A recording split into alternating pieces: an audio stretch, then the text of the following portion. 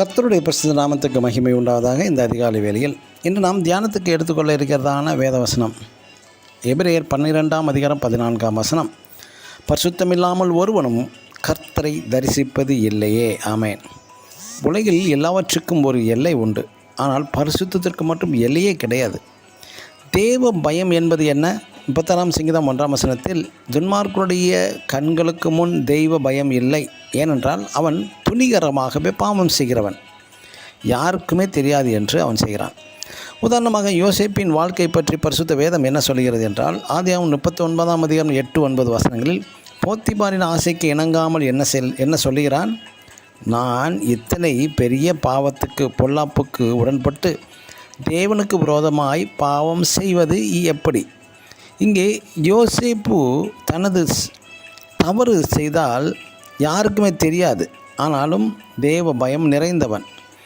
அதே போல் அடுத்ததாக, சகல வேசிமார்களுக்கும் தாய் என்று அழைக்கப்படும் பாபிலோன் தேசத்திற்கு சிறைப்பட்டு போன அடிமையாக சென்ற தானியேல் பரிசுத்தத்தில் பூர்ணமாய் ஜீவித்தான். முதலாவது, ராஜாவின் போஜனத்தினாலும் திராட்சை ரசத்தினாலும் தன்னை தீட்டுப்படுத்தாதபடி தீர்மானித்தான்.